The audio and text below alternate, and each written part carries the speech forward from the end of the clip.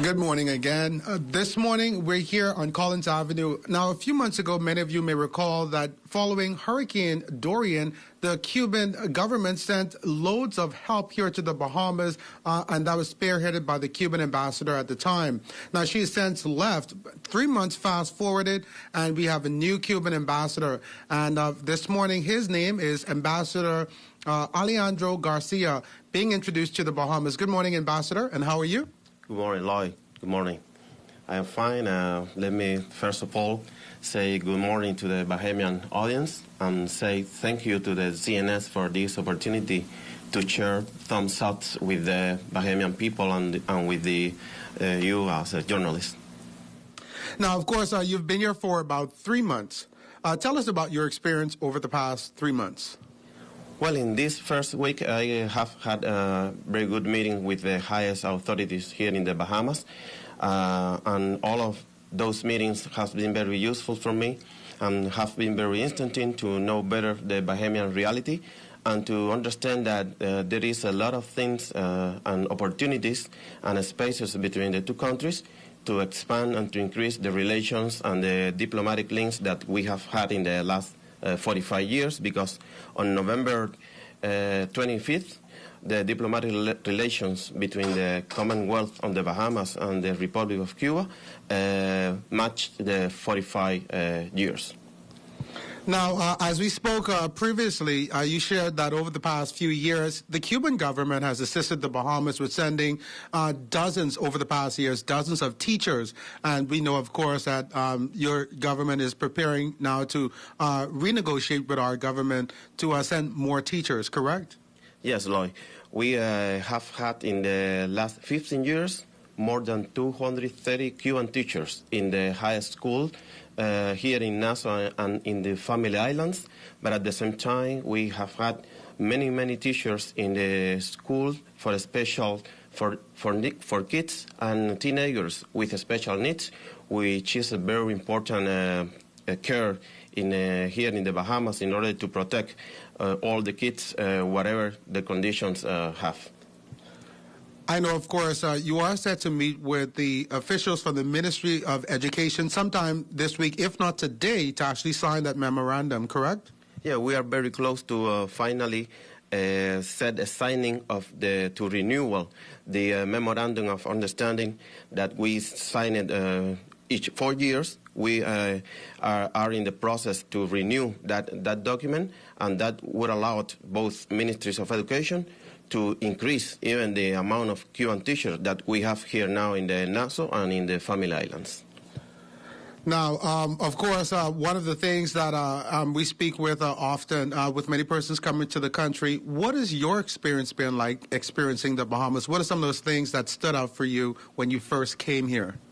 Well, one of the very interesting things for me in these first 3 months is it surprised me that when I arrived to every places here in the Bahamas, whatever the market or whatever ministry, all Bahamians say in a very friendly manner, good morning. And I think that this is a very important element in any society to keep a very warm and candid environment between people. And other things is that the landscapes here in the Bahamas are very similar to Cuba, because when you are surrounded by the sea, it's always very friendly and very common and very comfortable being surrounded by the sea as a way of to fight against the stress and other many things. And I think that the Bahamian and Cubans share a lot of common themes. When you see the Yun Canoe, and when you see the parades in Cuba, in the Guaracheros de Rela in Havana, you understand that our origins and our heritage is very common, and that's also other opportunity to do a lot of things in the future between our two countries. And then finally, I'd also like to ask you, obviously our country, we're still recovering from Hurricane Dorian. Have you had an opportunity to visit Grand Bahama or Abaco to see the devastation that occurred there a few months ago? In the next weeks, I have planned to visit Freeport, because we have many teachers there. But at the same time, I have read a lot about the damages that they have suffered during the hurricane, and I have talked many times with the Minister of Foreign Relations, Dorian, who knows very well how much damage they have suffered there, and we've seen that there is other area for two countries in order to help the Bahamian in the case of the preparedness for hurricane, because Cuba has suffered in the last 60 years a lot of damages, and despite of our economic situation regarding the blockades against Cuba by the United States government, we are eager and we have the will to continue to help the Bahamian government and the Bahamian people to understand better what is needed to do before a hurricane comes through the country, and what is important to do even after the hurricane goes through. And we think that in the next year we are in a very good position to understand that the climate change will be a challenge for the next 50 or 100 years, and we are in a position, the Cuban government, to share our experiences and in protecting the wildlife, in protecting the environment, on preparedness for not only hurricanes, even for drought, for many other problems that regarding the climate change will be occurring in the next years. Because in the Caribbean, we share the same difficult and the same challenges because of the roots of the hurricanes. And when you see the roots of the hurricane in the last 100 years, almost you cannot see the Cuba and you cannot see the Bahamas when you see all the lines that has been coming through in the last 150 years. So there is a very important thing in order to mitigate the impact of the hurricanes on life, on natural resources, on material and economic resources. We are sure about that. And my final question, for those Spanish-speaking audience that we have in our TV land, would you say a special good morning to them? And on behalf of the Cuban government, say a special good morning and your hopes for what you hope to accomplish while you serve as ambassador here in the Bahamas, in Spanish.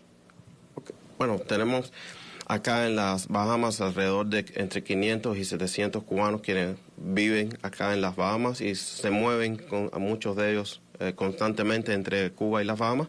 Y también queríamos darle un saludo a la comunidad cubana acá en Nassau y en las islas familiares, y decirles que también en el tema de la comunidad cubana tenemos muchas tareas y muchos objetivos que cumplir para que también los cubanos que viven acá en las Bahamas tengan una relación más cercana con su país y también puedan tener una relación también más cercana y más tranquila en su vida normal acá en las Bahamas. So we have here around between maybe 500 and 700 Cuban registered here in the Bahamas, and for the future, we have the goal to increase the relation between the embassy and the Cuban community, and also to allow and to give all the help that we could give to those Cubans to insert better in the Bahamian society, and at the same time to keep a better relations with